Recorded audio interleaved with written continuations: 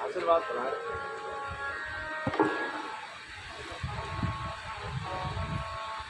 बड़ी भक्तवत्सल भगवान की।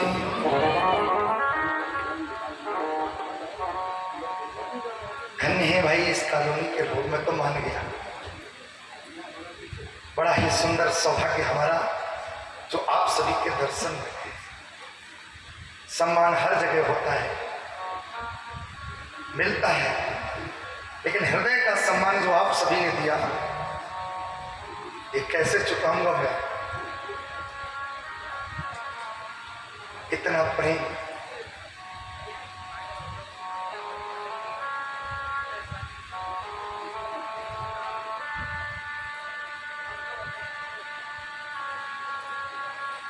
ऋणी बना दे कोई कोई मोहल्ले वाले, कोई कोई व्यक्ति जो कभी ऐसे ऋण को चुकाने में, शायद मैं का परमात्मा ने भी कहा, ऐसे भाव वाले वक्त का सदा मुझ पर भार रहता है। तो मैं कौन सी चीज हूं जो आपका ये ऋण, आपका ये प्यार के बदले कैसे इसको चुकाऊं? लेकिन प्रभु से बस यही कामना करता हूं कि भगवान बस जितने भी हमारे लोग बैठे बैठे जहां तक आवाज पहुंच रही है, हमारे सभी क्षेत्रवासी ऐसे ही सभी भगवान की कथा में मन लगाएं और ठाकुर निरंतर इनकी इच्छा को पूर्ति करता रहे। इसके ही व्यास से परमात्मा से कामना है। आज उद्धव भगवान श्री कृष्ण के भेजे हुए जैसे ही सखाओं ने जाकर के कहा, उद्धव के पास में वो सखा आते हैं। सखाओं ने जैसे ही देखा, अरे भैया आज हमारा कृष्ण जरूर आएगा। दूर से देखते हुए रथ को, यही रथ था जिस पर हमारा कृष्ण बैठ करके गया था, आज वही रथ आ रहा है। सबके सब बड़े प्रसन्न हो गए और प्रसन्न होने के बाद में आज सब मिलकर के कन्हैया से मिलने के लिए भाग खड़े हुए। एक नन्हा सा जो सबसे छोटा कृष्ण का जो सखा था, वो सखा उन ग्वालों से कहता है, भैया तुम ही जाकर के मिलो, पहले तो मैं कन्हैया से नाराज हो जाऊंगा और बात नहीं करूंगा। तुम जाओ उधर, मैं जाता हूं इधर, मैं उससे नाराज हूं, मैं नहीं बात करूंगा। और जैसे ही सब के सब आगे, वो भी उनके पीछे भागने लगा। एक वाले ने पूछ दिया, तुम तो कह रहे थे हम उधर जाएंगे, बात नहीं करेंगे, फिर कहीं को पीछे आ रहे हो? बोले पहले मिल लूं फिर बाद में नाराज हो जाऊंगा, नाराजगी बाद में जता लूंगा। और सब के सब आए, लेकिन जैसे ही दूर से देखी आशा जगी, पास आते आते आशा निराशा में बदल गई। अरे भैया ये तो कृष्ण नहीं, ये तो कृष्ण के जैसा है। उद्धव ने निकट आकर के जैसे ही कृष्ण उन बाल वालों से पूछा, भैया ये बताओ यहाँ पर नंद यशोदा का घर कौन सा है? उन बाल वालों की आंखों में आंसू। हम जिसको कृष्ण समझे थे वो कृष्ण नहीं, वो कृष्ण के द्वारा भेजा हुआ कोई दूत है। और ऐसा भाव देने के बाद में उन बाल वालों ने कहा कि भैया ये जो नाला देख रहे हो, इसमें जो जल बह रहा है, ये जल नहीं है, ये जल नहीं है। जब से कृष्ण गया है और आज का दिन है, इस नाले में किसी घर का पानी नहीं, किसी बर्तन धोने का जल नहीं, किसी कपड़े धोने का जल नहीं। इस नाले में जिस दिन से कृष्ण गया है वो दिन और आज का दिन है। निरंतर ब्रजवासियों के नेत्रों से बहते हुए आंसू ही इस नाले में प्रवाहित हो रहे हैं। भैया बस तुम ये नाला पकड़ लो और प्रथम जहां ये नाला जिस घर में प्रवेश करी, तुम्हें वो घर बताना नहीं पड़ेगा, तो सीधे चले जाओ, वही नंद और यशोदा का घर है। और उद्धव तो चल दिए, आकर के दरवाजा खटखटाया। नंद और यशोदा की हालत क्या है? बड़ी दयनीय स्थिति है। भोजन छूट गया, पानी छूट गया, कृष्ण के वियोग में केवल रोना ही रोना है। दरवाजे को कुंडी को बजाया और कुंडी को बजाने के उपरांत जैसे ही बजाने के उपरांत दरवाजा आकर के नंद बाबा ने खोला। नंद बाबा को दरवाजे के खोलने के बाद केवल पहले दर्शन किसका होता है? गले में पड़ा हुआ पीतांबर। अभी मुख की ओर नहीं देखा है, पीतांबर देखा है। और पीतांबर को देख करके ही नंद बाबा को लगा ये तो मेरा कृष्ण आ गया है, चेहरे की ओर दृष्टि नहीं गई अभी।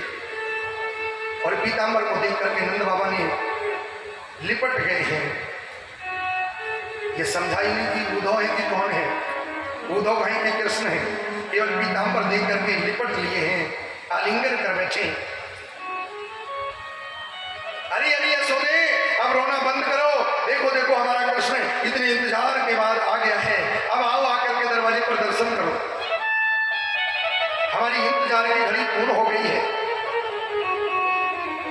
यशोदा ने आवाज सुनी और जब तक दरवाजे के निकट आ पाती तब तक जो है नंद बाबा ने पीछे हट करके देखा तो चेहरे की ओर जैसे ही दृष्टि डाली तो उद्धव को देख करके जितनी खुशी जगी थी कृष्ण को समझ करके, आज उद्धव को देख करके आज वही खुशी गम में बदल गई। अरे यशोदे, हम जिसको अपना कृष्ण समझे थे तो कृष्ण का भेजा हुआ कोई दूत मालूम पड़ता है, कृष्ण का भेजा हुआ कोई संदेशा लाया हुआ कोई मित्र सखा मालूम लेकर के गए अंदर ले जाने के बाद में उद्धव को विश्रामित करने के बाद भोजन इत्यादि करने के बाद में बस उनके मुख से केवल एक ही शब्द निकल रहा है, कृष्ण कृष्ण कृष्ण कृष्ण। जो उद्धव कृष्ण के बारे में ज्ञान देने के लिए गए वो कृष्ण, वो उद्धव ये नहीं समझ पा रहे कि मैं उनको ज्ञान कहां से दूं, क्योंकि हर वेद हर शास्त्र हर पुराण केवल एक ही बात कहता है, परमात्मा का ध्यान करो। और इनका मन पहले से ही परमात्मा के चरणों में रमा हुआ है, मुख हमेशा ईश्वर कृष्ण कृष्ण चिल्ला रहा है। तो अब मैं अपना जो ज्ञान देने के लिए आया हूं वो अपना ज्ञान बढ़ाने कहां से प्रारंभ करूं। बहुत देर के बाद में उद्धव को लगा कि मैं अपना ज्ञान कहां से बढ़ाना प्रारंभ करूं। बहुत देर के बाद में उद्धव ने मन में विचार किया, आया हूं जिस काम से वो धीरे धीरे करना प्रारंभ करूं। और उद्धव ने अपना ज्ञान बढ़ाना प्रारंभ कर दिया।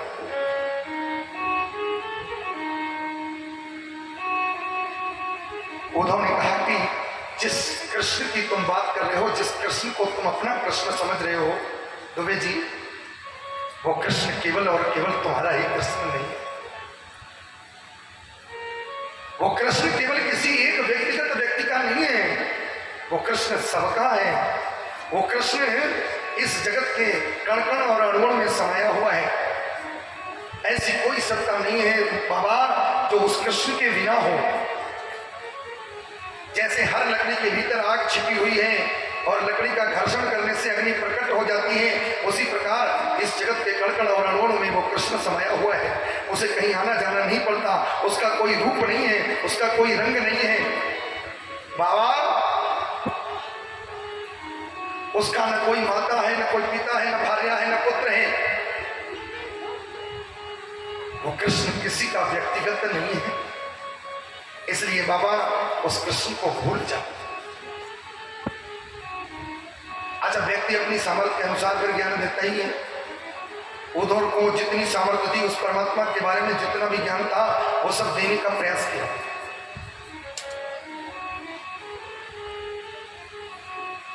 ज्ञान और भक्त में श्रेष्ठ कौन है? क्यों भाई?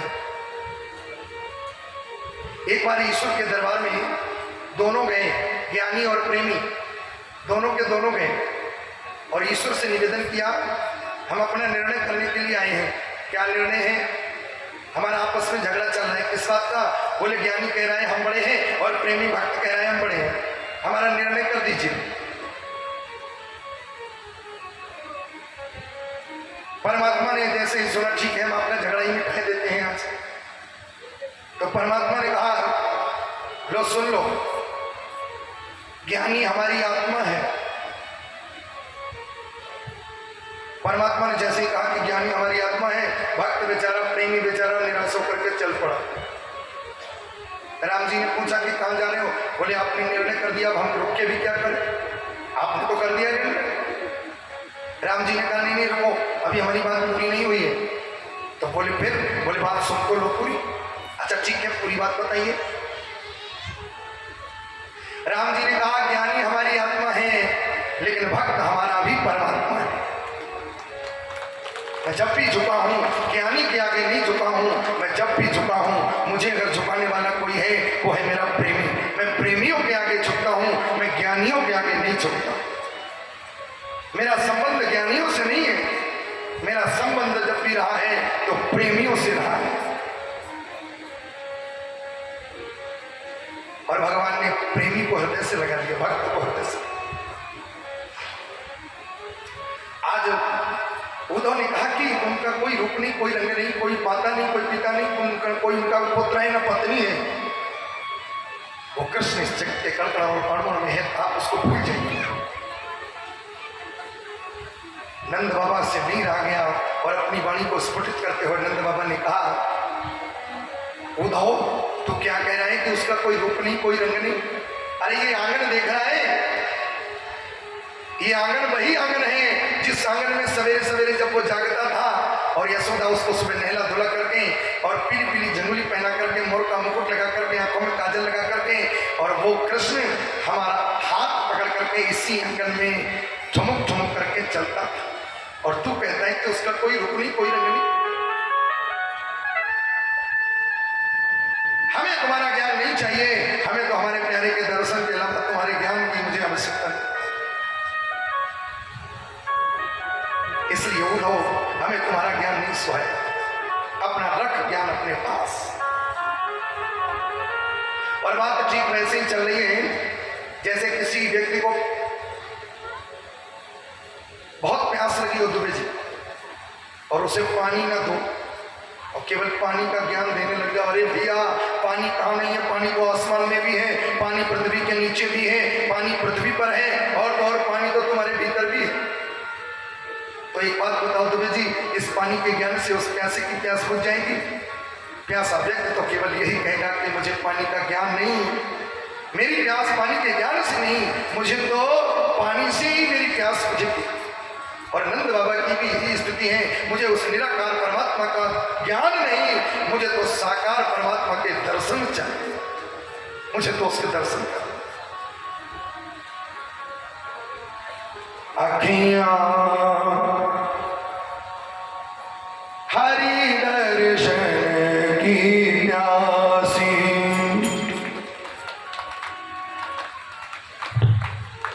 अखियां हरि दर्शन की प्यासी,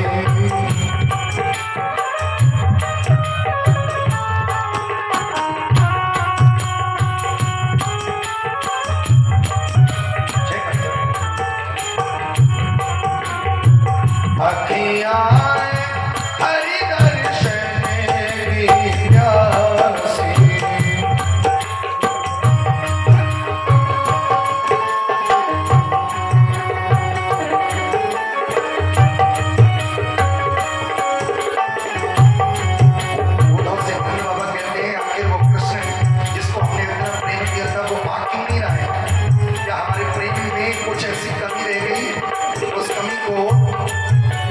समझ करके वो नहीं आ रहा है। हमने तो अपने प्रेम में कोई कमी नहीं छोड़ी उसके लिए, फिर भी कोई इतना निश्चित क्यों नहीं आ रहा है? जो भी अपने से बना जुड़ा उसका पालन पोषण करने में कोई कमी नहीं छोड़ी। केसर तिलक मोती माला,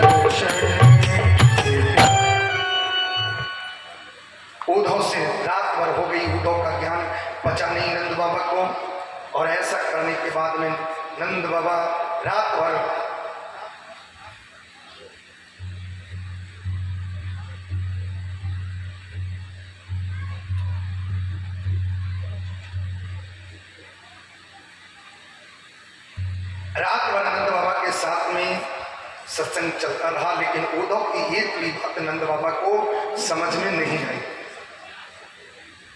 क्यों नहीं समझ में आई? प्रेमी ज्ञान नहीं चाहता, प्रेमी प्रेम की भाषा चाहता है, ज्ञान नहीं। सवेरा हुआ, रथ को घेर लिया आकर के उन गोपांगनाओं ने, और घेरने के बाद में जैसे ही उद्धव ने मन में विचार किया कि चलो चलते हैं, नंद बाबा को तो नहीं समझा पाए, चलो यमुना स्नान कर ले। यमुना स्नान करने के लिए जैसे ही उद्धव निकले तो देखा कि रथ को घेर करके और अनेक राधा रानी को भी घेर करके गोपांगनाएं खड़ी। एक गोपी ने कहा कि यही रथ था जो लेकर के गया था, शायद कृष्ण आ गया हो। एक गोपी ने कहा नहीं, वो कृष्ण आ ही नहीं सकता। हमें तो ऐसा लगता है कि उस कृष्ण ने जाकर के कंस को मार दिया और अब कृष्ण ने ये रथ हम तुम सबको बुलवाने के लिए भेजा है। बोले हमको काहे को बुलाने के लिए भेजा है? बोले उसने जाकर के मथुरा के राजा को मार दिया और उस मथुरा के राजा के पिंड दान करने के लिए हमको तुमको बुलाने के लिए ये रथ भेजा है।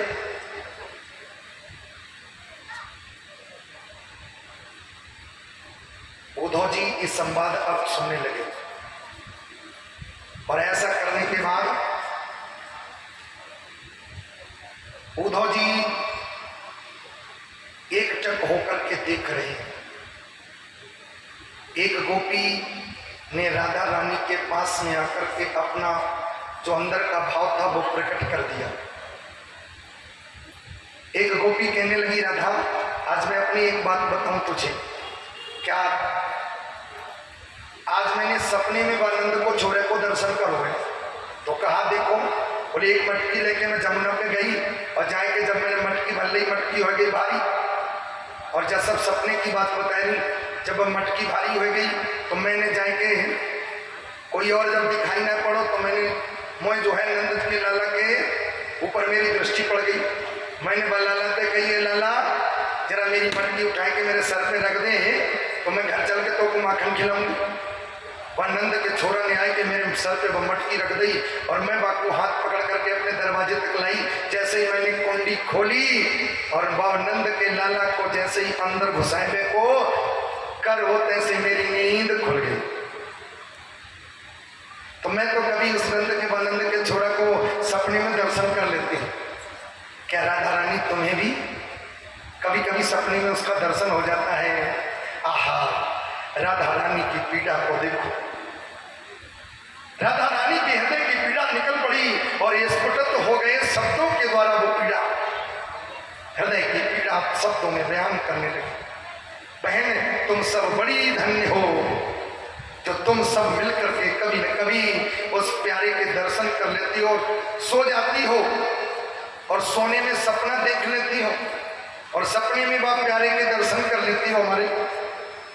लेकिन मेरी तो हालत ये है, मेरी हालत ये है बहनाओं, जिस दिन से वो नंद को छोड़ा, इस ब्रज वृंदावन को छोड़ करके गए है वो दिन है और आज वो दिन है। इन आंखों में नींद ही नहीं आई है और सपना तो वो देखे जिसको नींद आवे। जब नींद ही नहीं है तो सपना कौन देखे? तुम सब धन्य हो जो तुम्हें सपना आ जाता है, नींद आ जाती है।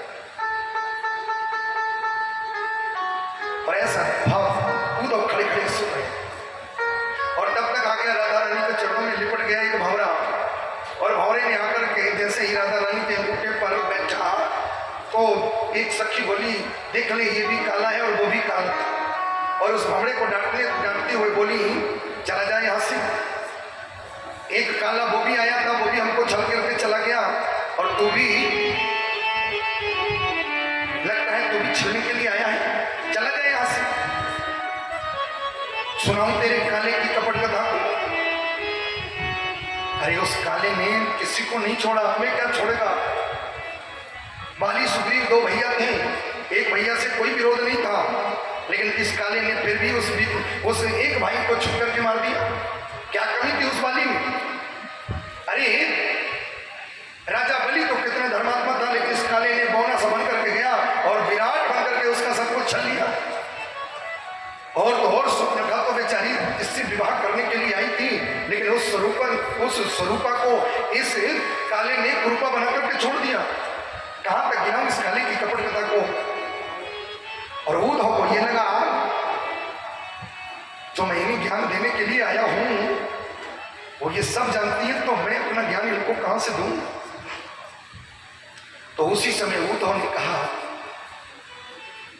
हे प्रभु, अब मैं इनको तो ज्ञान नहीं दे पाऊंगा, क्योंकि ये सब जानती है वही राम है, वही परशुराम है, वही वामन है, वही वराह है, वही शिव है, वही राम है, वही कृष्ण है।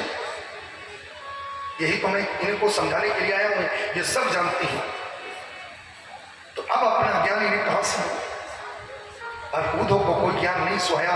उद्धव ने तुरंत जाकर के उन गोपियों के आगे राधा रानी के चरणों में अपने आप को सरेंडर कर दिया, लेट गए हैं और राधा रानी के चरणों में एक ही निवेदन किया, क्या?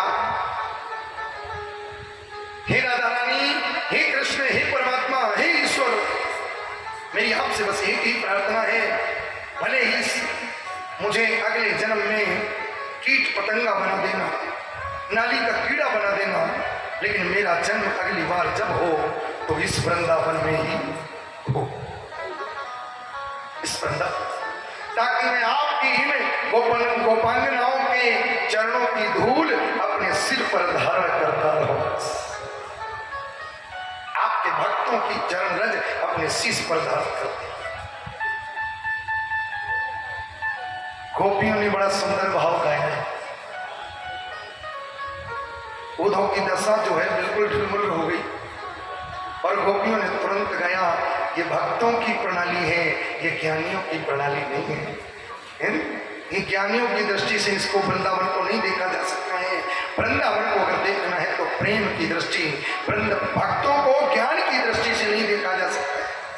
भक्तों को अगर जांचना है, भक्तों को अगर देखना है तो बस केवल प्रेम की दृष्टि से जाना जा सकता है।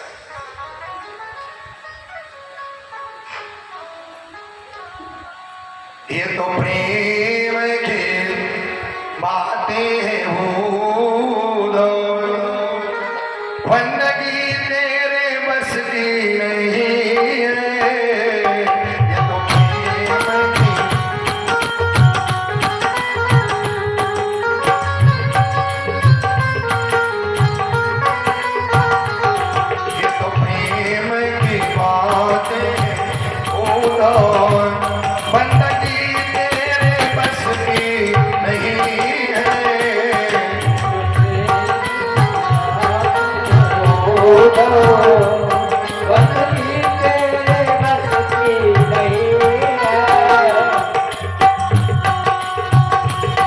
ये तो प्रेम की,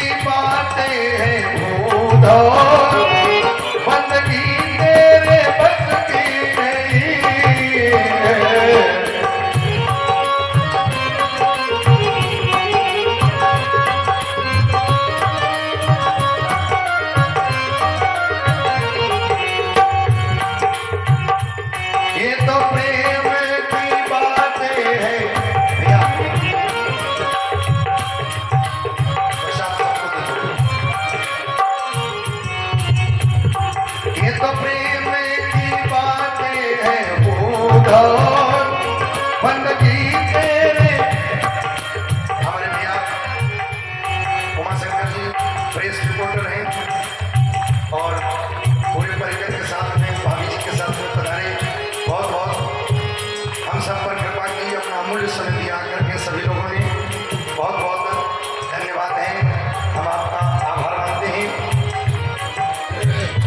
समय किसके पास है, लेकिन ऐसे समय में समय को निकाल करके बता रहे हैं। बहुत बहुत धन्यवाद आप सभी का।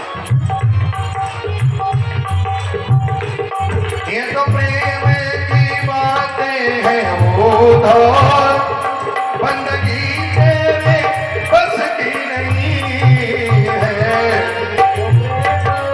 बात है उधर, बंदगी तेरे बस की नहीं है। ओ यहाँ सारे देखे होते हैं सौदे, यहाँ सारे देखे होते हैं सौदे, आशिकी इतनी सस्ती नहीं है।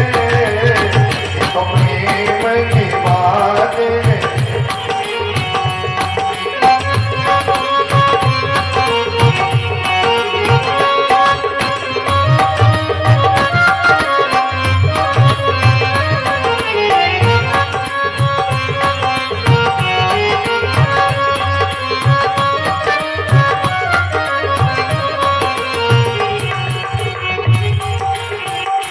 जो असल में है मस्ती में डूबे, उन्हें क्या परवाह जिंदगी की।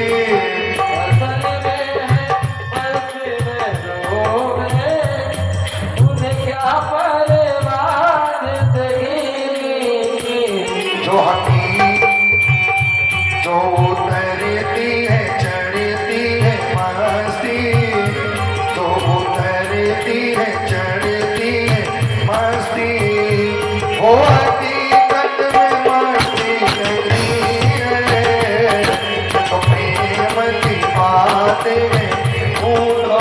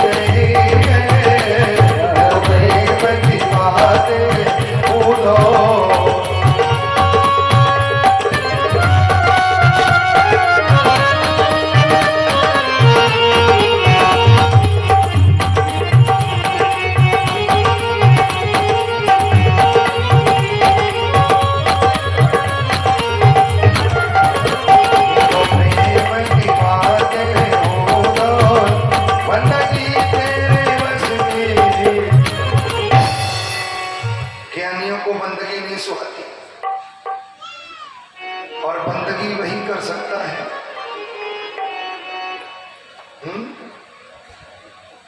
कई कई घर ऐसे होते हैं, आज मुझे कहना पड़ रहा है, हमारे यादव जी बैठे हैं,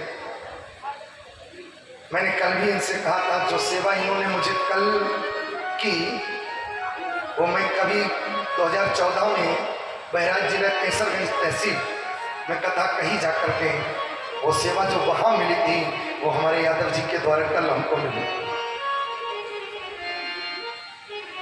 जिस समय मैं वहां कैसरगंज तहसील में कथा कहकर के उतरता था, तो छत्रियों का वो दृश्य मुझे याद आए। गद्दी पर उतरते थे तो ऐसे करके पहले हाथ पर पैर रखो, उसके बाद में नीचे रखो।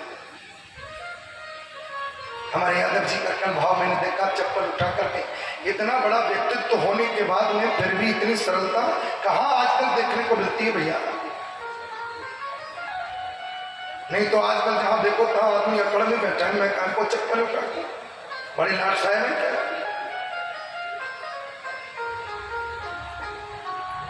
लेकिन ऐसा व्यक्तित्व होने के बाद में भी और फिर भी इतनी सरल, महाराज की चप्पलें उठा करके, जूते उठा करके, महाराज मैं ये लीजिए। भगवान श्री कृष्ण का काम जैसे यज्ञ हुआ था ना जब, तो अलग अलग लोगों को अलग अलग काम दिया गया। दुर्योधन को दिया गया काम लुटाने का, जितना दान करो उतना दान करो, क्योंकि दुर्योधन पांडवों से जलता था, और भगवान ने कहा ये जितना लुटाएगा उतना ही बढ़ेगा।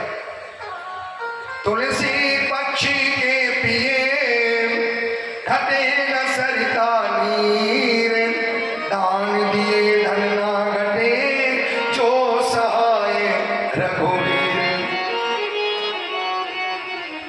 ऐसे हमारे भक्ति भावना के धनी हमारे राजेंद्र जी यादव को हृदय से बहुत प्रेम है इनसे, वरना ऐसा कहाँ देखने को मिलता है। ऐसे हमारे सिक्रम सिंह जी बैठे बैठे बैठे बैठे गुरु जी थक गए होंगे, चरण दबा दे, चरण सेवा चलने लगी। अगर कहने पर सेवा हुई तो आनंद नहीं है, अगर किसी ने कहा चप्पल उठा करके लाओ तब सेवा की, तब क्या की। गुरु जी उतर रहे हैं, गुरु जी थक गए, हम 5 घंटे हो गए बैठे बैठे, चरण दबाने लगे सिक्रम सिंह।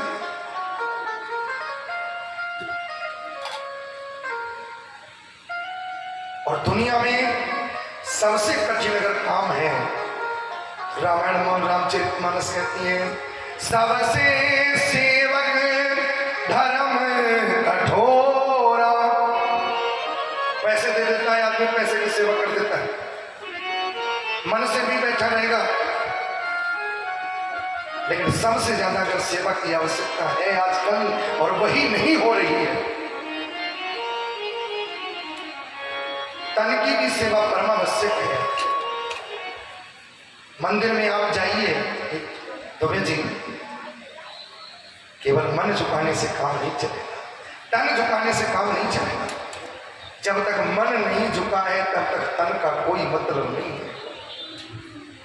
अच्छा, हमारे यहाँ दो शब्द हैं दुबे जी, कोई देर तो नहीं किसी को हो रही है क्या भैया?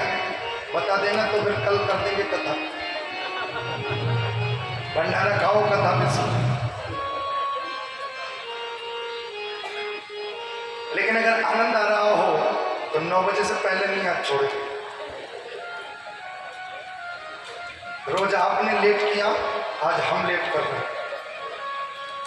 कल नहीं आना है, हमें बुलाना भी नहीं। राधे राधे बोल।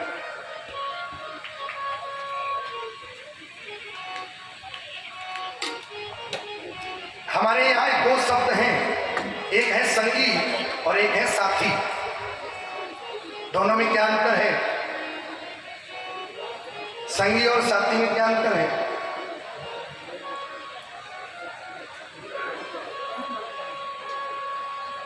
संगी मन का होता है और साथी तन का होता है। अगर साथी के तौर पर देखें तो साथी को हमारे जुए भी हैं जो शरीर में ही रहते हैं, क्यों भाई? लेकिन साथी क्या काम करते हैं? जुआ क्या काम करता है? आदमी का ही खून पीता है कि नहीं? खटमल जो खटिया पर लेट हो तो साथी वो भी है, मच्छर वो भी हमारा साथी है, लेकिन वो कैसा साथी है? वो हमारा खून पीने वाला साथी है। लेकिन संगी का मतलब क्या होता है? जो मन का बराबर का जो संगी बन, वो मन से जो जुड़ता है वो होता है संगी, और तन से जो जुड़ता है वो होता है साथी। यहां पर मन को विशेषता दी गई।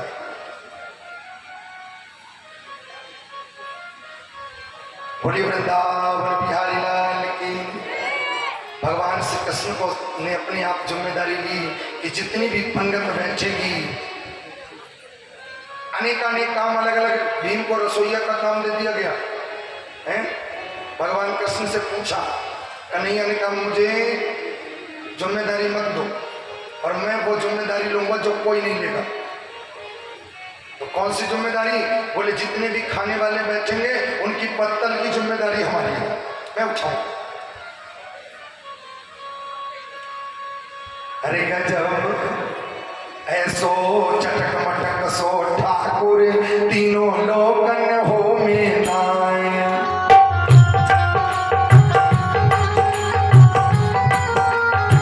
ओ लोकन हो में नाय, अरे तीनों लोकन हो में नाय। भैया सबका माइक पे ध्यान दे दो।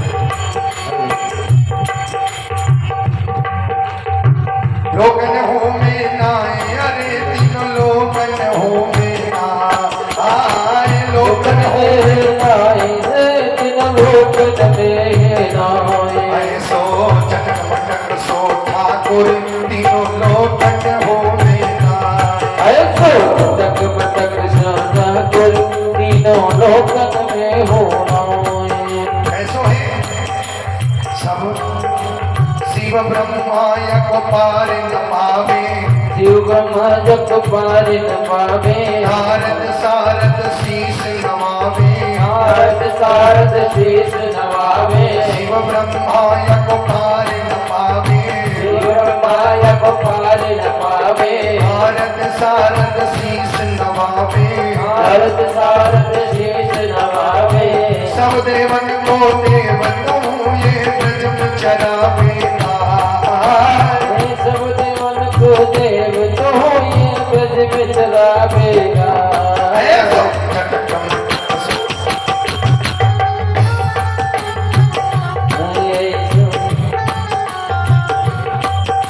हमारे भैया यादव जी के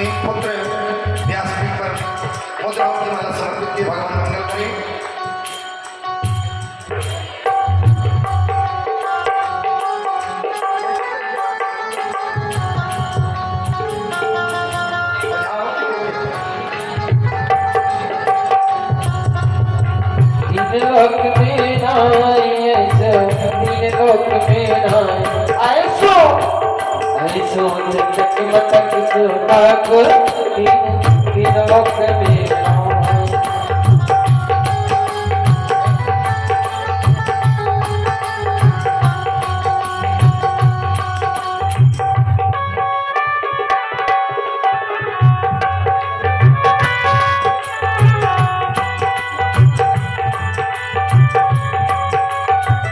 हमारे भैया सर्वेश यादव जी और उनके नाती अपने भाव से आकर के हस्बैंड को सुखदेव भगवान मंगल करें।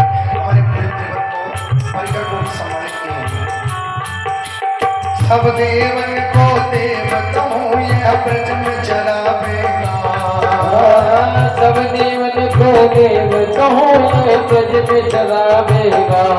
ऐसो चक्रवर्ती सो ठाकुर तीनों लोक होवेगा। ऐसो झटक मटक सो ठाकुर तीन लोक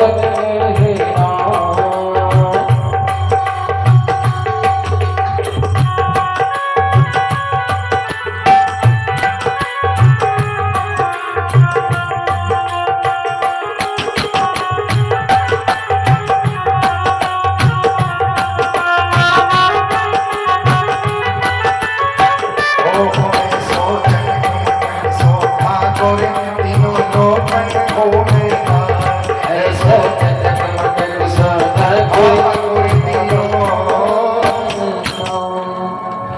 भगवान श्री कृष्ण ने कहा कि जिम्मेदारी ली बोले पत्तल में उठाऊंगा।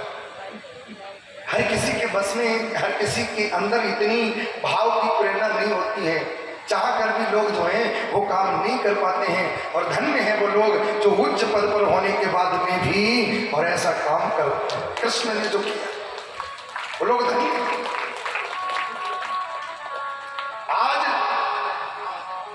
हर एक पदवान वाले को और झुकता भैया दुबे जी जिस वृक्ष में फल आ जाते हैं उसकी डाली झुक जाती है। ऐसे ही व्यक्ति का जो व्यक्तित्व है वो तभी अच्छा है जब उसको झुकना आता है। अच्छा ये बात आप रामचरितमानस से सीखिए। क्यों भैया? हनुमान जी जिस समय सुरसा जी के पास में गए तो 32 हुए, वो 64 हुए, वो इतने हुए, फिर वो उतने हुए। लेकिन सुरसा की ये सुंदरकांड की कथा ये कहती है कि हनुमान जी ने जब ये जाना कि हम आए हैं राम काज करने के लिए और यहाँ यही चलता रहेगा 32, 36, 64, 100 तो फिर कथा फिर यहीं पर हम काय को आए हैं? तुम्हें जी काय को आ गए थे हनुमान जी? हनुमान जी का संकल्प एक ही है, राम काज कीन्हे बिनु मोहि कहाँ विश्राम। जीवन में वो व्यक्ति धन्य हो जाता है जो उच्च पदों पर होने के बाद जिसके जीवन में सरलता है। आज उद्धव लौट करके आते हैं और लौटने के बाद कृष्ण से केवल एक ही बात कहते हैं, कितने दिन रुके? कितनी देर के कह करके गए थे? कौन कौन कथा सुन रहा बोलो? 1 घंटे के लिए कह करके गए थे और लौट करके जब गए हैं कितने दिन के बाद में गए हैं? भागवत की कथा ये कहती है उद्धव उन गोपियों के सत्संग में ऐसा लग गए 7 महीने हो गए और उद्धव को जाने का मन नहीं हो रहा है। 7 महीने बिता दिए जो कह करके गए थे कि उनके बीच में 1 घंटे से ज्यादा नहीं रुकूंगा। 7 महीने बीत गए और फिर भी मन नहीं हो रहा है, लेकिन जबरदस्ती लौट कर जाना पड़ा। और एक ही शब्द उद्धव के मुख से निकला, क्या कृष्ण? क्या कह करके गए थे? कृष्ण तुम बहुत बड़े मोही हो। लेकिन लौट करके जब गए तो भाषा ही बदल गई, कृष्ण तुम बहुत बड़े निर्मोही हो। हम नहीं जानते थे कि तुम इतने अंदर से ठीक हो, इतने कठोर हो। अरे कितना दूर है वृंदावन, आधे घंटे की रास्ता, चले क्यों नहीं जाते? अरे 1 महीने का टाइम नहीं तो कम से कम आधे घंटे के लिए चले जाओ। और उद्धव को कन्हैया ने गले से लगा दिया, बस हो गया, हमारा जो काम करना था वो काम हमारा सिद्ध हो गया। बस उद्धव तुम ज्ञानी बहुत बड़े थे, लेकिन तुम्हारे अंदर प्रेम का ह्रास था। मैंने उस प्रेम का ह्रास, उसकी पूर्ति उन अनपढ़ गोपियों के द्वारा कराई है। बस मैं तुम्हारे अंदर यही देखना चाहता हूं।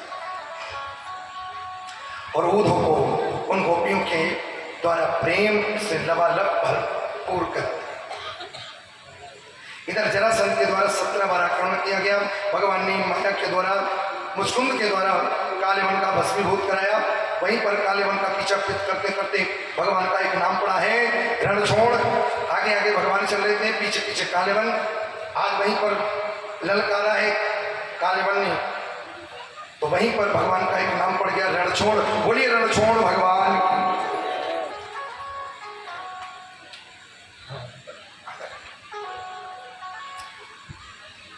तो इस प्रकार से इधर मथुरा की व्यवस्था चल रही थी। जरासंध बार बार आक्रमण कर रहा था। कंस का ससुर था। कंस की पत्नियों ने जाकर के जरासंध से कहा कि मेरे तो पति को कृष्ण बलराम ने मार दिया। 17 बार आक्रमण करने के बाद में 18वीं बार जब यह आक्रमण करने के लिए आया, तो भगवान श्री कृष्ण ने विश्वकर्मा जी को बुलाकर के समुद्र के बीचों बीच 48 कोस के नगर का निर्माण करा करके मथुरा की प्रजा को रातों रात पहुंचा करके, और भगवान श्री कृष्ण ने एक प्रवर्षण नाम का पर्वत के ऊपर चढ़ जाते हैं। जब ये जरासंध आक्रमण करने के लिए आए, जरासंध ने उस पर्वत को घेर लिया। घेरने के उपरांत पूरे पर्वत में आग लगा दी, और जरासंध ने मन में विचार किया हमारे दोनों शत्रु समाप्त हो गए।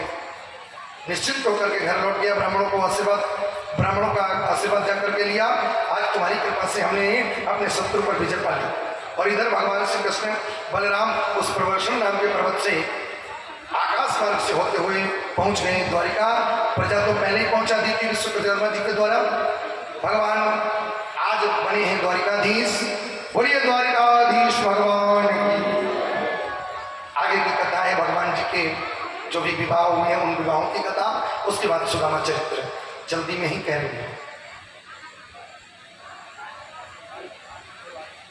तो एक औरैया जिले में कुंडनपुर नाम का नगर था, जो आज का कोदरकोट है। यही रुक्मणी जी का मायका था, और द्वारिका में भगवान श्री कृष्ण रहा करते थे। इनके बड़े भैया जो बलराम जी थे, इनका विवाह रैवत जो कि त्रेता युग के राजा थे, उनके पुत्री रेवती के साथ में इनका विवाह होता है। भगवान के बड़े भाई बलराम जी का विवाह होने के पश्चात अब एक एक भगवान का विवाह कैसे होता है ये सुनिए, कुछ विस्तार से और कुछ सूक्ष्म से। 16,100 विवाहों की महिमा गाई गई है। 108 भगवान श्री कृष्ण का प्रथम विवाह रुक्मिणी जी के साथ में कैसे हुआ। एक राजा थे जिनका नाम औरैया जिले के कुंडनपुर में निवास करते थे, जिनका नाम था भीष्मक। राजा भीष्मक के 5 पुत्र और एक कन्या थी। कन्या बड़ी सुंदर थी, सुशील थी। और एक दिन पिता ने जब अपनी कन्या को विवाह के योग्य देखा, और विवाह के योग्य देखने के उपरांत चारों अपने 5 बेटाओं को इकट्ठा किया। बजाओ भैया को थक गए।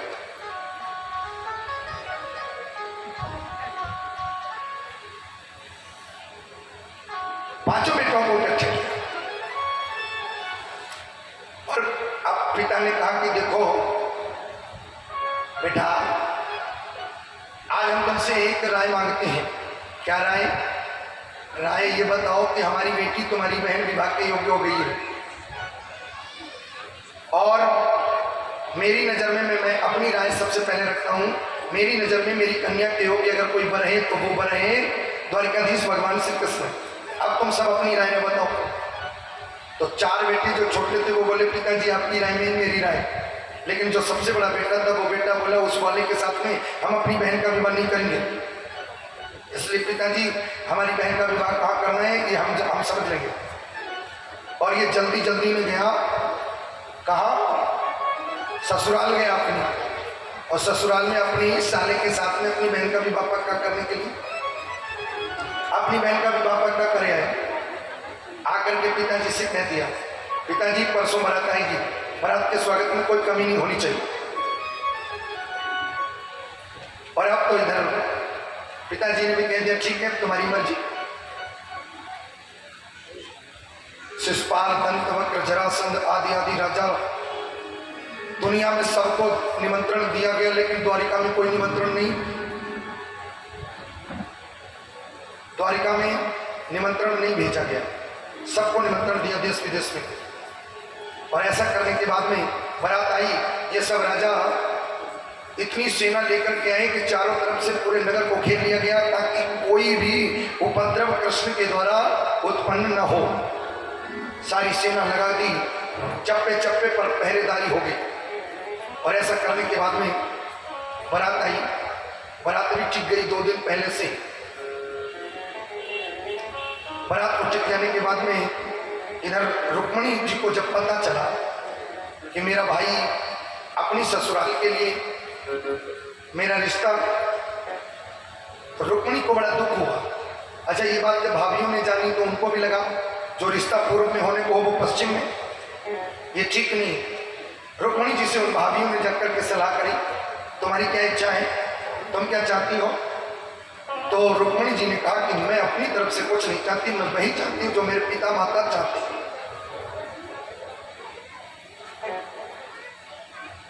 जो मेरे माता पिता चाहते हैं बस मैं वहीं जाना चाहती हूँ, और मेरे माता पिता जहां मुझे भेज देंगे मैं शहर से चली जाऊँ। आज मैं थोड़ी सी बात इस बात पर भी थोड़ी लूंगा, बड़े ध्यान से सुनेगा। आज हमारे समाज की बड़ी स्थिति विकृत है और उसके जिम्मेदार कोई और नहीं, दुबे जी। हर घर के माता पिता हैं। आज हमारे घर की बेटियों को ऐसा धोखा मिल जाता है, कभी कभी कोई भी आकर के छल जाता है। बात थोड़ी कड़वी है लेकिन कहूंगा जरूर। माता पिता को ये ध्यान है ही नहीं कि हमारी बिटिया बेटा कहाँ जा रहा है। पता कब चलता है? जब कोई न कोई ऐसा कांड हो जाता है।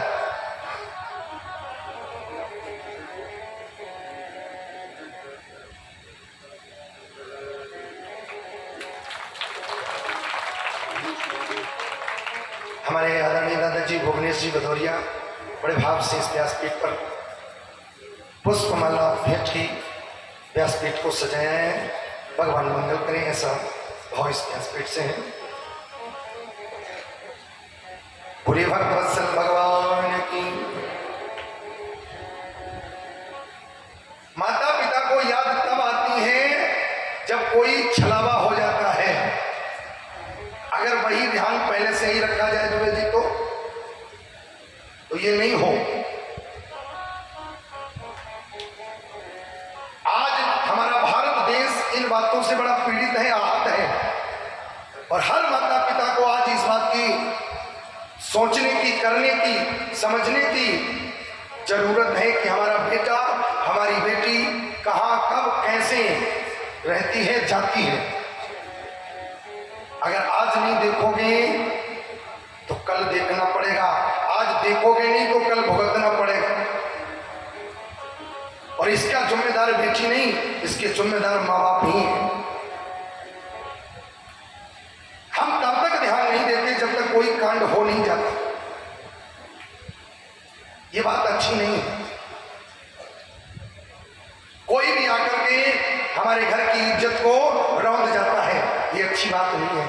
इसके जो हैं वास्तविक कारण हम और आप ही हैं। अगर आप आज इस बात को नहीं समझें तो कल समझना पड़ेगा, और कल जब तक समझोगे तब तक बहुत देर हो चुकी हो।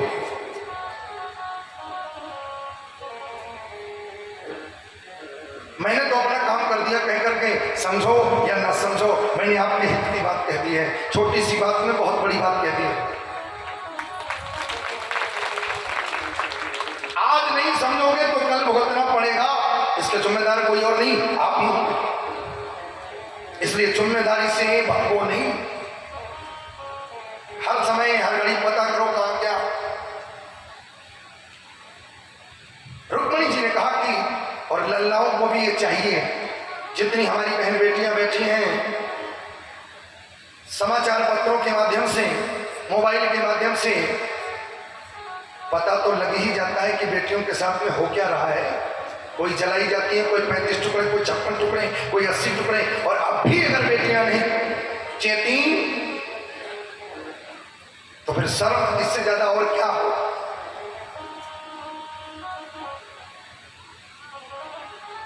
माँ बाप की राय को हम लोग इधर उधर उठा के रख देते हैं। माँ बाप कोई दुश्मन है? माँ बाप तो आपके लिए वो करना चाहते हैं जो तुमने कभी सोचा नहीं होगा, लेकिन फिर भी माँ बाप की इज्जत को ताक में रखने की हिम्मत बेटियां आजकल करती हैं। फिर क्या होता है नतीजा? कभी इस सूटकेस में बंद होकर भी आती है, कभी उस सूटकेस में। सब जानते हैं, मैं तो कह रहा हूं, लेकिन मोबाइल से किसी को छुपा नहीं है, सब जानते हैं। अगर इस दशा से बचना है तो माता पिता का सहयोग करें। मैं ऐसा बहन बेटियों से कहूं, जैसे रुक्मिणी जी ने कहा, जब पूछा गया तो रुक्मिणी जी ने कहा मैं कहीं अन्यत्र नहीं जाना चाहती, मैं वहीं जाऊंगी जहां मेरे माँ बाप भेज दें। सीधा जवाब था रुक्मिणी का, मैं अन्यत्र नहीं जाऊंगी। तो भाभियों ने कहा कि अगर मेरे को भी ये बात नागवार गुजर रही है, अगर तुम्हारी इच्छा है तो कृष्ण को एक पत्र लिख दो। और भगवान श्री कृष्ण जो कि भीष्म के द्वारा ही चुने गए थे, तो उनको रुक्मिणी जी ने पत्र लिख दिया। श्रुत्वा गुणान भुवन सुंदर शृण्वताम ते। मैंने अभी तक आपको देखा नहीं, आपकी कथाओं को सुनकर के मेरा मन आपके चरणों में लग गया है। निवेदन यह है कि आप के प्रति मेरा प्रेम जागृत हो गया है। इसलिए मैं ये चाहती हूँ कि मैं आपका वर्णन करना चाहती हूँ, मेरे पिता भी आपको ही वर्णन करना चाहते हैं। मेरा भैया जो कि मेरे पिता की बात को न मान करके उल्टा रिश्ता कर रहा है, ये मेरे किसी परिवार वाले को नागवार गुजरा है। इसलिए आकर के मेरी हृदय की बात सुन करके मेरे पिता की बात को पूर्ण करिएगा। और उसी समय एक पत्र लिख दिया है। पत्र लिखने के बाद में लेकर के एक ब्राह्मण के द्वारा पत्र भेजा गया। कन्हैया ने जैसे ही पत्र को पढ़ा, पढ़ने के बाद में ब्राह्मण देवता के साथ में आए। इधर पूरा का पूरा वातावरण जो है चारों तरफ से घेरा हुआ पाया भगवान श्री कृष्ण ने मुस्कुराते हुए। इधर रुक्मिणी जी अपनी कुल देवी की पूजा करने के लिए गई, उधर से कन्हैया आए। सेना के बीच से भगवान कृष्ण ने क्या काम किया? बोले सेना खड़ी है तो सेना को अब जो है अपनी तरफ आकर्षित करने के लिए कन्हैया मुस्कुराते हुए चले। और जब जब भगवान मुस्कुराए तो भगवान के मुस्कुराने में ही माया। और जैसे ही देखा तो अब तो जितने भी पहरेदार खड़े थे वो कन्हैया को देख करके खड़े हैं रक्षा करने के लिए। लेकिन अब कन्हैया को जैसे देखते हैं तो उसी समय एक शब्द निकल जाता है, भैया इस काले काले मुरली वाले के बाल तो देखो, इस काले काले मुरली वाले की चाल तो देखो। बस उलझ गए, खड़े थे रक्षा करने के लिए, लेकिन उलझ गए माया में और हृदय से निकल गया, नाम तुम्हारा तारणहारा कब तेरा।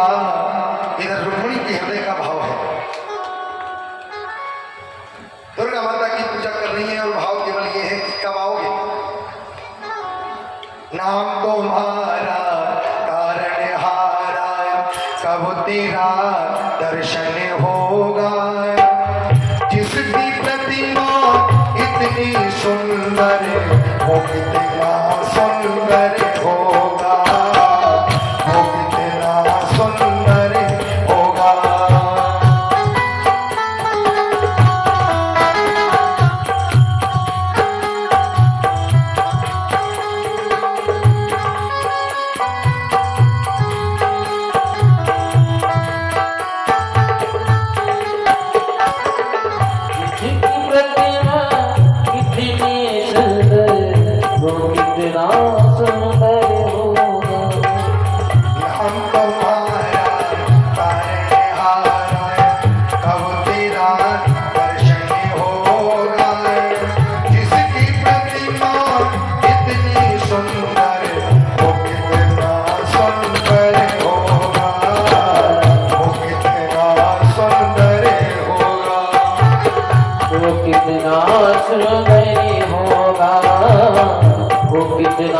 सागर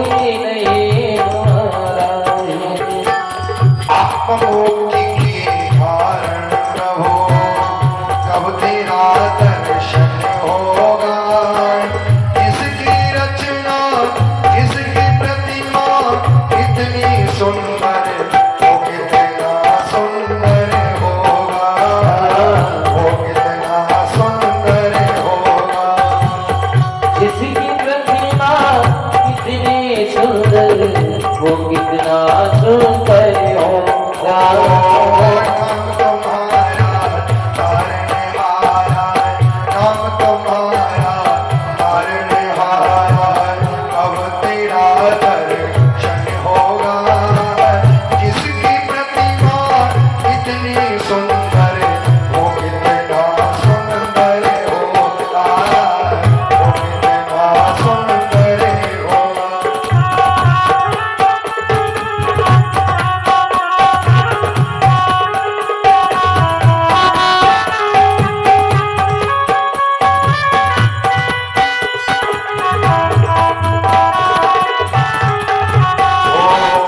जिनकी प्रतिमा इतनी सुंदर हो और रुक्मिणी जी ने माता गमा देवी की पूजा करके निकल करके आई। भगवान श्री कृष्ण सेना को चीरते हुए सामने दिखाई पड़े। रुक्मिणी जी हाथ पकड़ करके लेकर के चल रथ में जा करके विराजमान हुई। रथ चल खबर गई। शिशुपाल दंतवक्र ने आकर के जब घेर लिया, रुक्मिणी ने आकर के घेर लिया। भगवान ने सबको परास्त करने के उपरांत जो है जैसे ही रुक्म को मारना चाहा, जैसे ही रुक्म को मारना चाहा वैसे ही रुक्मिणी ने हाथ जोड़ दिए। महाराज मैं नहीं चाहती कि हमारी विवाह की बेला पर कोई किसी प्रकार का खून खराबा हो, इसलिए मेरा निवेदन है, मेरा तो भाई है, आपका भी कुछ लगने वाला है, इसलिए इसको छोड़ दीजिए। उसी समय सिर के बाल मोड़ करके और उसको चित्रबद्ध करके छोड़ दिया। भगवान पहुंचे हैं द्वारिका में और द्वारिका में दो पक्ष हो गए। वहीं पर रुक्मिणी जी के पिताजी को माता जी को बुलाया गया। आकर के रुक्मिणी के माता पिता ने मंडप में कन्यादान करने की तैयारी की है। भगवान को सजाया गया। एक पक्ष जो महिला पक्ष था वो रुक्मिणी के पक्ष को रुक्मिणी को सजाने लगा और जो पुरुष पक्ष था वो भगवान श्री कृष्ण को सजाने लगा। आइए हम एक बार हम लोग जो पुरुष पक्ष वाले हैं वो कृष्ण को सजाएं और ये लोग महिला पक्ष वाले हैं तो रुक्मिणी को सजाते हैं। पहले पुरुष पक्ष आइए सजाते हैं कन्हैया को अपने हृदय में, बड़े भाव से उसको दूल्हा बनाते हैं।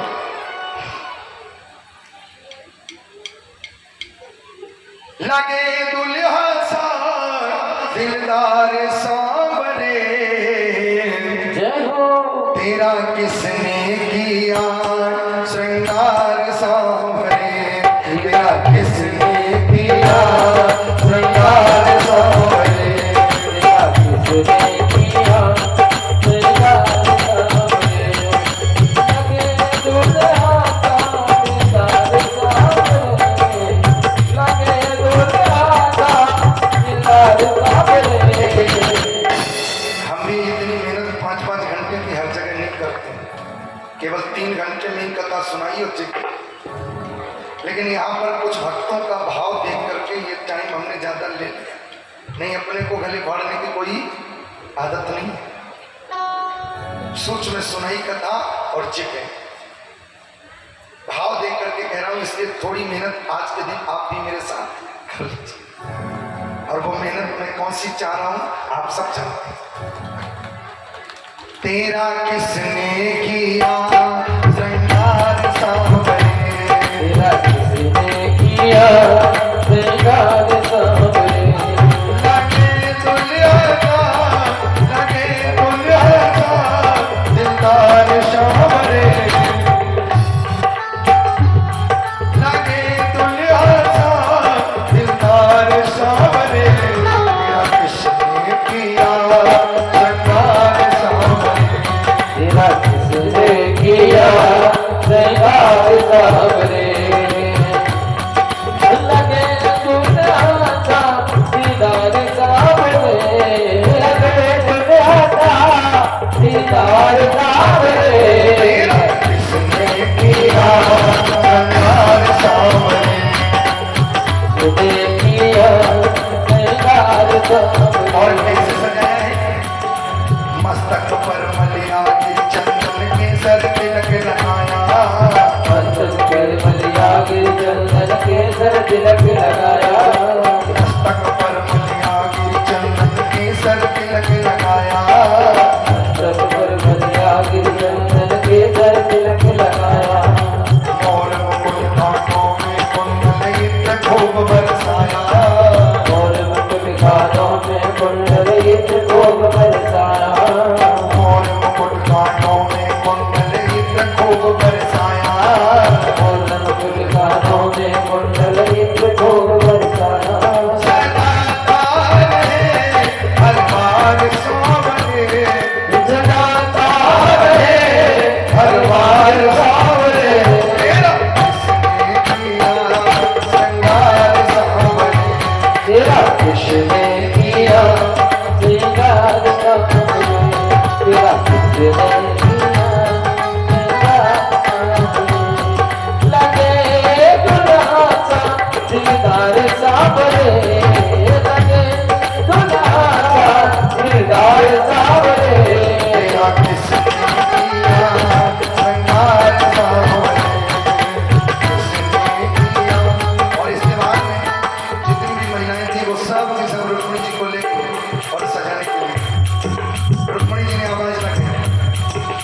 आओ मेरी सखियों मुझे मेहंदी लगा दो,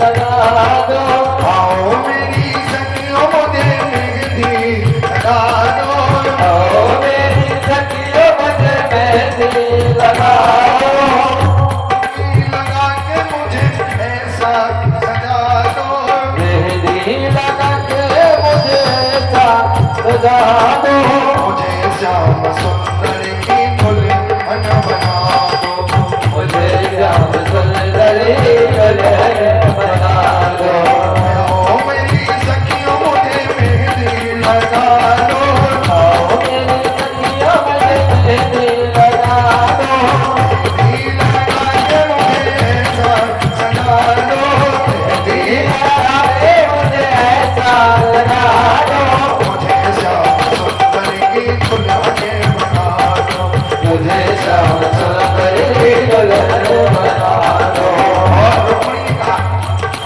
ऐसा बनूं बनना जो कब हो न छूटे, सब वरना जो कब हो न छूटे, ऐसा बनूं बनना जो कब हो न छूटे, सब वरना जो कब हो न छूटे, ऐसी मैनू चूड़ी जो कब हो न टूटे, ऐसी मजबूरी जो कब हो न छूटे, बिंदी के साथ मोहे लाली लगा दो, जिंदगी के साथ मुझे लागे लगा दो, मुझे श्याम सुंदर की दुल्हन बना दो, मुझे श्याम सुंदरी दुल्हन बना दो, मुझे श्याम सुंदर की दुल्हन बना दो, मुझे श्याम सुंदरी दुल्हन बना दो, आओ मेरी सखियों मुझे मेहंदी लगा दो, आओ मेरी सखियों मुझे मेहंदी लगा दो, लगा के मुझे ऐसा सजा दो, मेहंदी लगा के मुझे ऐसा सजा दो, मुझे श्याम सुंदर की दुल्हन बना दो, मुझे श्याम सुंदरी दुल्हन बना दो, श्याम सुंदर की दुल्हन बना दो, मुझे श्याम सुंदरी दुल्हन बना दो। आज भगवान और रुक्मिणी को सजाया गया। इसके बाद में विवाह ब्रह्मा जी के द्वारा सिद्ध हुआ। सिद्ध होने के बाद प्रथम विवाह रुक्मिणी जी के साथ में संपन्न होता है। इस प्रकार से एक जामवती के साथ में विवाह हुआ, एक लक्ष्मणा के साथ में, एक कालिंदी के साथ में, एक सत्या के साथ में, एक नागनजिति के साथ में, एक सत्यभामा के साथ में। ऐसे करके भगवान के 8 पटरानियां हैं। एक राजा था जिसका नाम था नरकासुर अर्थात भौमासुर। उस राजा ने मन में विचार किया, मैं 20,000 कन्याओं के साथ एक साथ विवाह करूंगा। संख्या पहुंची थी 16,100। 16,100। नारद जी के द्वारा सूचना भई और सूचना होने के उपरांत जो है भगवान ने सत्यभामा को साथ लेकर के नरकासुर नाम के राजा का वध किया और 16,100 कन्याओं को आजाद करा करके अब वो कन्या कहती है कि अब मैं जाकर के प्राण दे दूंगी। पिता भी स्वीकार नहीं करेंगे, वर्ण हमें कोई करेगा नहीं, मरने से अच्छा और हमारे लिए कोई नहीं। तो उसी समय भगवान ने कहा कोई मत मरो, जिसका कोई नहीं उसका मैं हूं। लेकिन कभी कभी लोग ये कह देते हैं कि कन्हैया के बारे में आप शब्द, लेकिन कन्हैया ने जो किया 16,100 कन्याएं मरने को जा रही थी, उनकी जान बचाने के लिए कन्हैया ने किया, गलत किया।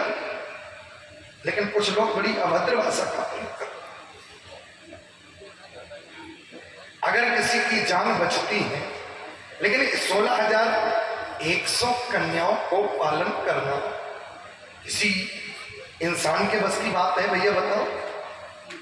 और 16,100 की कौन कहें, वो तो 7 करोड़ जो ब्रह्मांड हैं, 7 करोड़ की आबादी है इस ब्रह्मांड की, वो उसका भी पालन कर रहा है।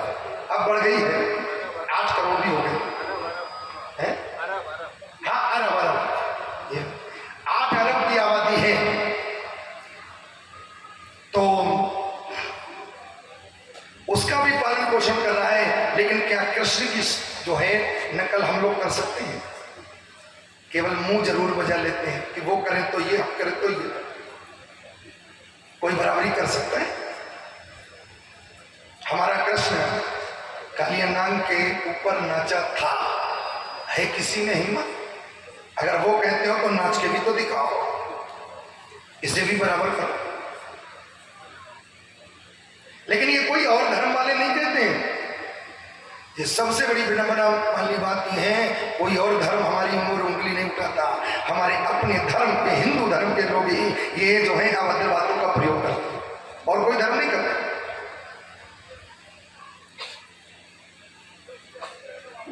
तो इस प्रकार से 16,108 के साथ में एक दिन नारद जी ने मन में विचार किया कि चलो देखते हैं, जिसकी एक पत्नी होती है वो तो बड़ा नाक में दम हो जाती है, जिसकी 16,108 है वो कैसे जी रहा है, चलो चल करके देखें। कहीं नारद जी जिस जगह जाए उस जगह भगवान अलग अलग जगह 108 16,108 रूपों में विराजमान, और नारद जी तो ऐसी लीला देख करके भगवान के पैरों से गिर। ये किसी साधारण व्यक्ति के बस की बात नहीं, ये तो परमात्मा ही कर सकता है। बोलिए वृंदावन बिहारी लाल। इस प्रकार से 16,108 और अब बड़ी प्यारी कथाएं आज की इस भागवत का चरित्र का, सुदामा चरित्र, बड़े भाव से सुनिएगा। भगवान के जो भक्त हैं सुदामा जी, इनका भागवत में नाम नहीं आया है। 2 लोगों का भागवत में नाम नहीं है, न तो पूरी भागवत में राधा नाम आया है और नहीं पूरी भागवत में सुदामा का नाम है। सुदामा नहीं लिखा क्या है, ऐसा नहीं लिखा है कि सुदामा मित्र थे, लिखा है कृष्णस्यासीद सखा कश्चित ब्राह्मणों ब्रह्म वित्तमः।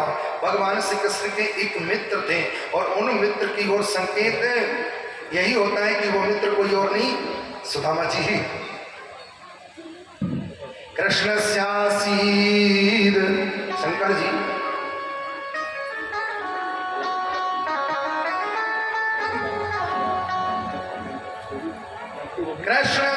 कृष्णस्यासीद सखा कश्चित।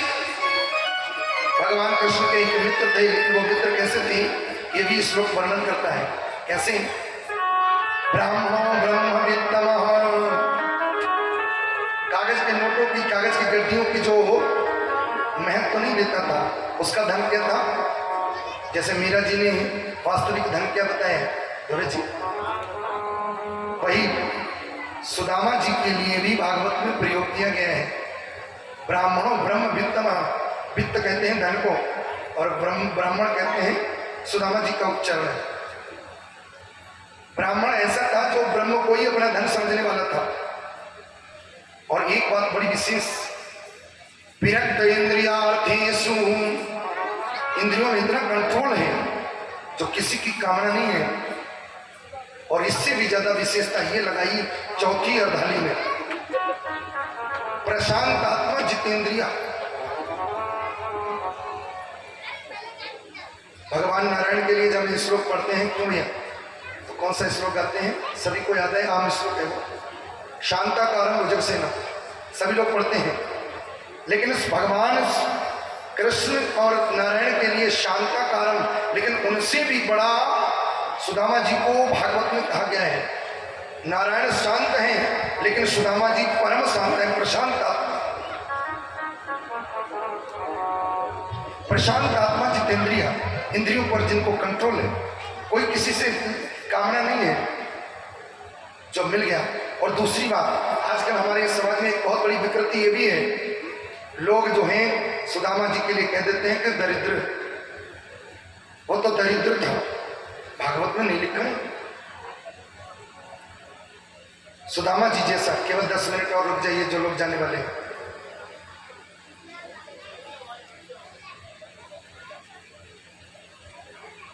बैठे बैठे थक गए।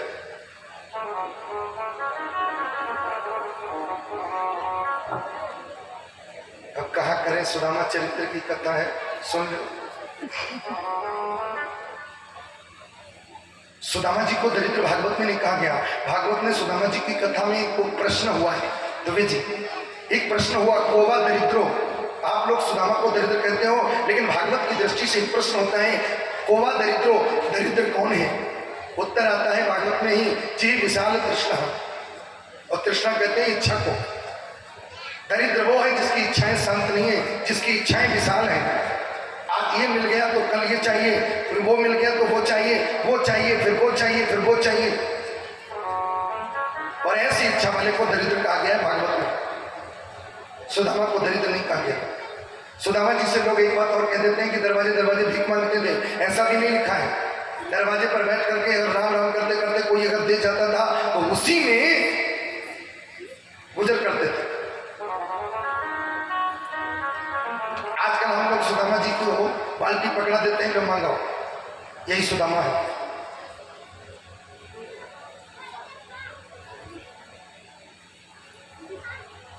भागवत की दृष्टि से सुदामा जी कभी मांगने के लिए नहीं गए।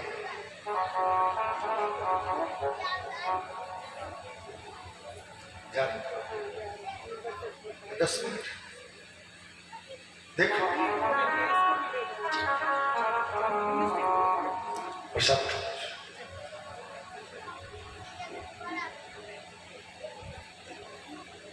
सुदामा जी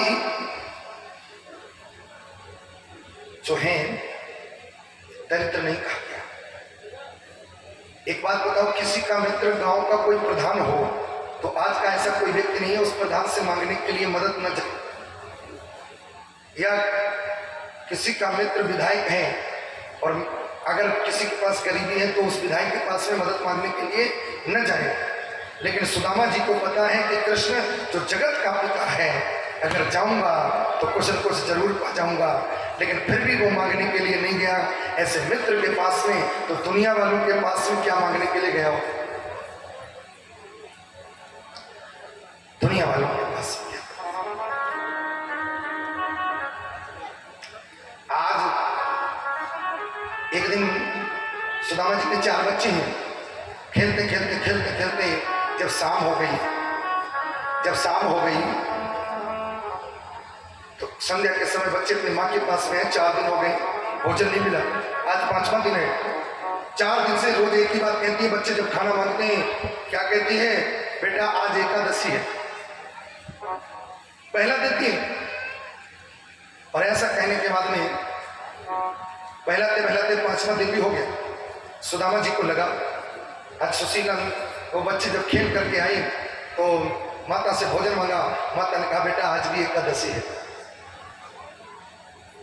5वें दिन भी बच्चों के मुंह से निकल गया, माँ ये महीने में एकादशी कितने दिन रहती है? 1 दिन, 2 दिन, 3 दिन, 4 दिन, 5 दिन, ये एकादशी कब जाएगी माँ? बच्चों की भूख को देख करके वो सब कहने लगी और सुशीला कहने लगी बेटा थोड़ी देर और खेलाओ, तब तक कुछ मैं व्यवस्था करती हूँ तुम्हारे खाने की। अब कुछ घर में हो तो व्यवस्था हो। माँ ने कह दिया। बच्चे कहने लगे, जितने बच्चे थे खेलने वाले वो सब के सब चले गए, वहां किसके साथ खेले? माँ सबके घर में चूल्हा जल गया, अपने यहाँ भी जलाओ। और ऐसा कहने के बाद में सुशीला का धैर्य टूटा। अपने पति के चरणों में आकर के अपने सिर रख दिया पैरों में। और पैरों में सिर रखने के बाद में सुशीला ने कहा मुझे मेरे बच्चों का है, पेट का दर्द सहन नहीं होता, आप कुछ करते क्यों? कुछ करके महाराज कब तक कहूं कि आज एकादशी है? सुशीला ने कहा आपने तो कभी बताया नहीं। एक ब्राह्मण ने आकर के मुझसे कहा था कि तुम्हारे पति के मित्र द्वारिकाधीश हैं, तो भेज क्यों नहीं देती, कुछ गुजारे के लिए मिल जाएगा। सुशीला ने कहा आप चले जाओ, कुछ व्यवस्था हो जाएगी तो बच्चे को खाने के लिए कुछ भोजन भोग हो जाएगा। और उसी समय सुदामा ने कहा कि देखो पहली बात तो यह है कि बचपन की मित्रता का कोई महत्व नहीं होता। बचपन की मित्रता का कोई महत्व नहीं होता। और दूसरी बात यह है घर में कुछ ले जाने के लिए है नहीं।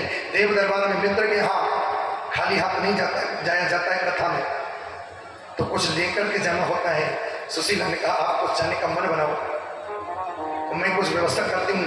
3 घरों से 3 मुट्ठी चावल ला करके सुशीला ने कपड़े में बांध करके दे दिए। सुदामा जी लेकर के चल दिए। अब यहाँ पर एक विचार करने वाली बात ये, सुदामा जी के जीवन में ये इतना घोर दुख क्यों मिला है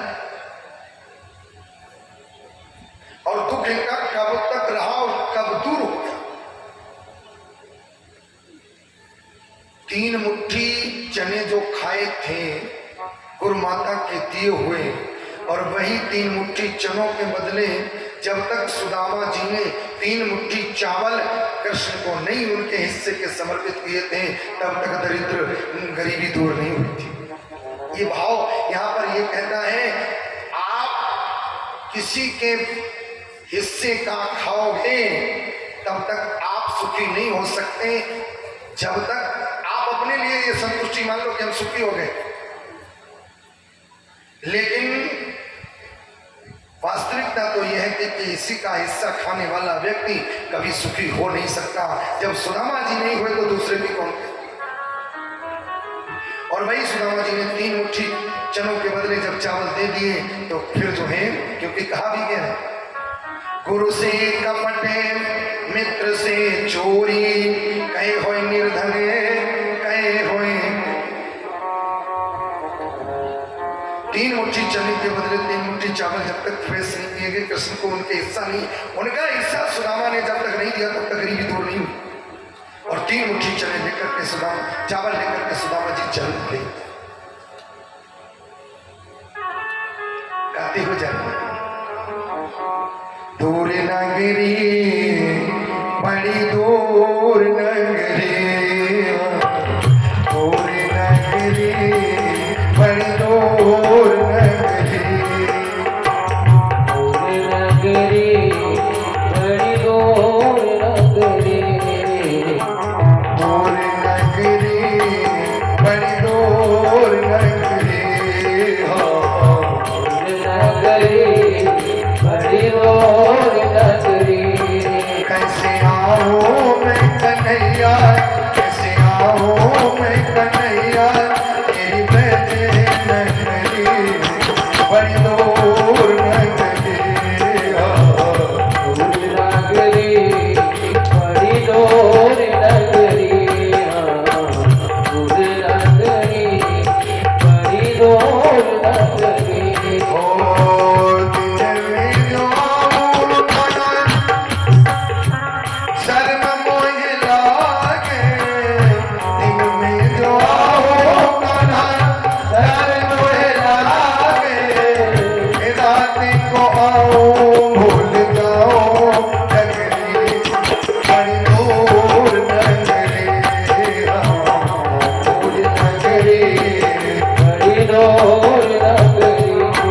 कैसे आऊं मैं कन्हैया, कैसे आऊं मैं कन्हैया, तेरी गोकुल नगरी। बड़ी दूर नगरी, दूर नगरी बड़ी दूर। चलते चलते सुदामा जी एक जगह में पार्श्विक होकर के लेट गए और कृष्ण को कह दिया, अब तुम्हारी खूब गर्ज हो तो अब हमें तुम यहाँ से उठा, नहीं तो अपने राम को आराम कर। और कृष्ण कहते हैं, जब तू आवे एक पग मैं आऊं पग 60, चले तो तू मेरी तरफ, फिर मेरी जिम्मेदारी हो जाती है, लेकिन तू चलने का मन तो बना। उसी समय सुदामा जी को वहां से उठा लिया। उठाने के उपरांत जो है सुदामा जी को द्वारिका में प्रवेश दिया, दरवाजे पर सुना दिया है। सुदामा जी उठे और उठने के बाद सुदामा जी के उठने के बाद में सुदामा जी ने दरवाजे पर देखा, पहरेदार को, उस पहरेदार से जाकर के पूछा, अरे द्वार पालो कन्हैया से कह दो किधर में सुदामा गरीब आ गया है।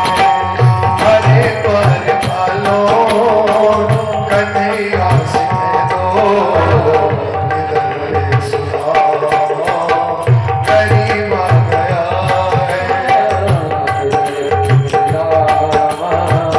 गरीब गया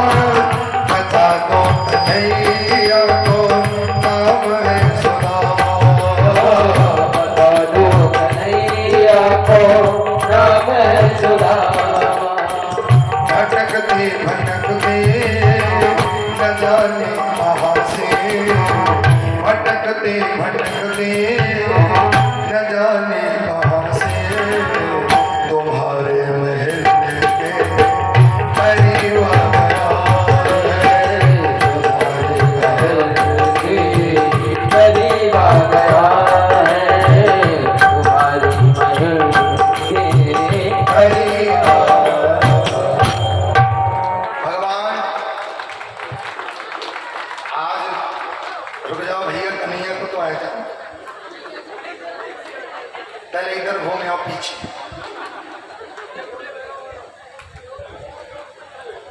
दरवाजे पर खड़े हुए पहरेदारों से पूछा, पहरेदारों ने कहा कि हमारे कृष्ण का नाम बड़ी आदर के साथ में लिया जाता है।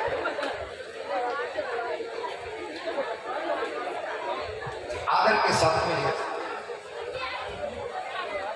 और उसी समय भगवान श्री कृष्ण से जाकर एक पहरेदार कहता है, शीश बगान जगतन में प्रभु जाने को आई बसे यही ग्रामा, धोती फटी सी लटी दुपटी पाए उपारा की नहीं श्यामा, द्वार गणो दूज दुर्बल देखी रहो जग शोभ सुधा विरामा, पूछत दीन दयाल कोधा में बतावत आपनो नाम सुदामा। और उसी समय सुदामा जी आए हैं कृष्ण के पास। अरे द्वार पालो, अब भैया सुदामा जी किधर हो?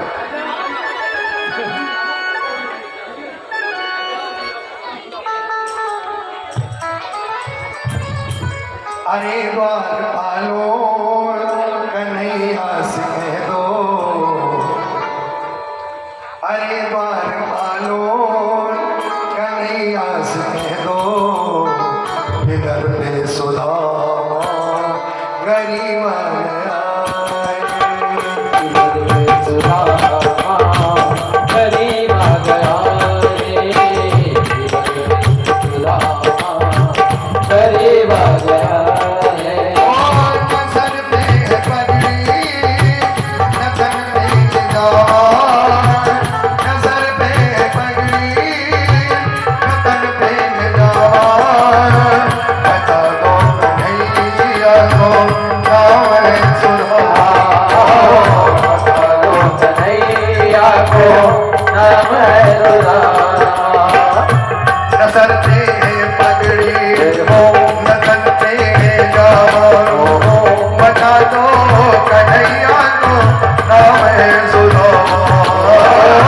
नजर पे है पगड़ी, नजर पे है जावा, बता दो कन्हैया को नाम है सुदामा, बता दो कन्हैया को नाम है सुदामा। हुआ रुक्मणी को बनाई चंपा, हुआ रुक्मणी को पवाई चंपा, ये मेहमान अजीब गया है, कैसा अजीब गया है, अरे बात बोलो कन्हैया से कह दो, सुदामा गरीब आ गया है। सुनते ही दौड़े चले आए मोहन, लगाया गले से सुदामा को मोहन हो, सुदामा को मोहन, हुआ रुक्मणी को बहुत ही अचंभा, ये मेहमान कैसा अजीब गया है, ये मेहमान कैसा अजीब गया है। अरे द्वार पालो कन्हैया से कह दो, इधर पे सुदामा गरीब आ गया है, इधर पे सुदामा गरीब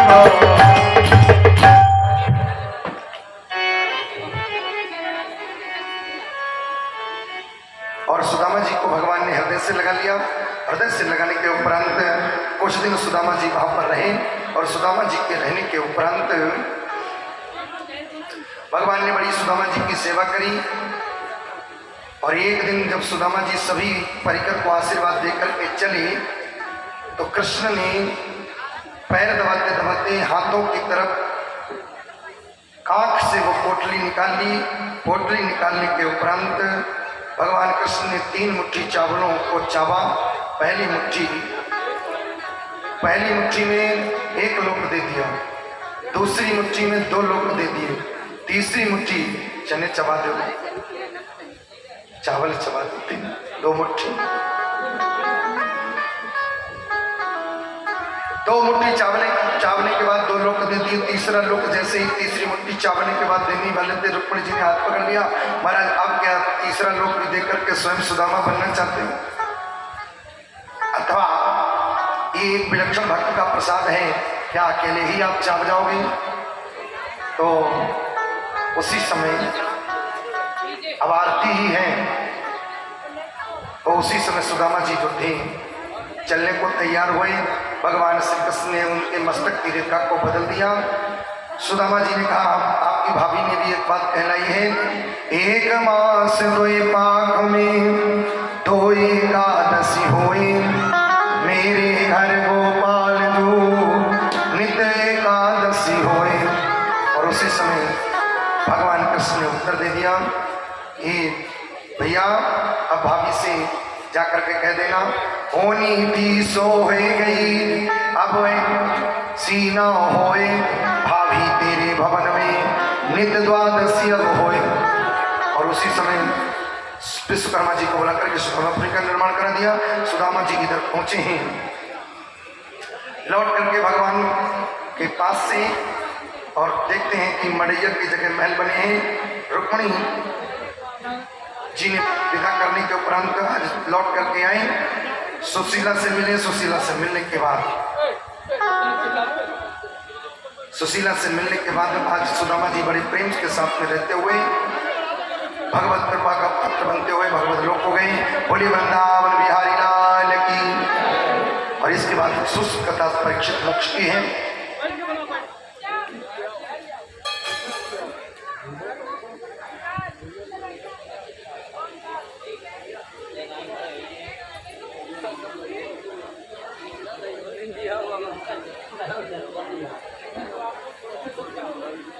करो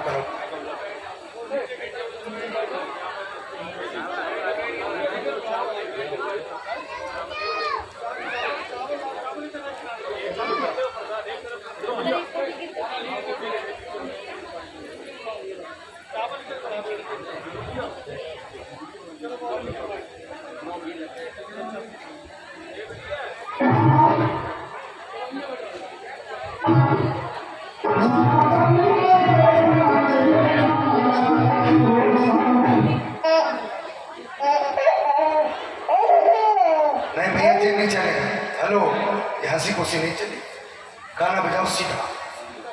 सुदामा जी का ही ड्रामा नहीं चलेगा, ये मत चलाओ, नौटंकी मत करो, गाना बजाओ सीधा।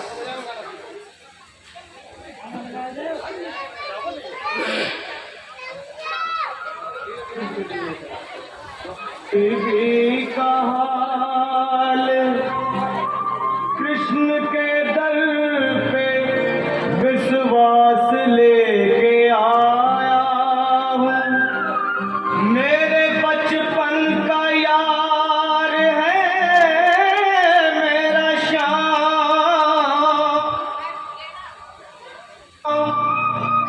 यही सोच कर मैं आस करके आया हूँ।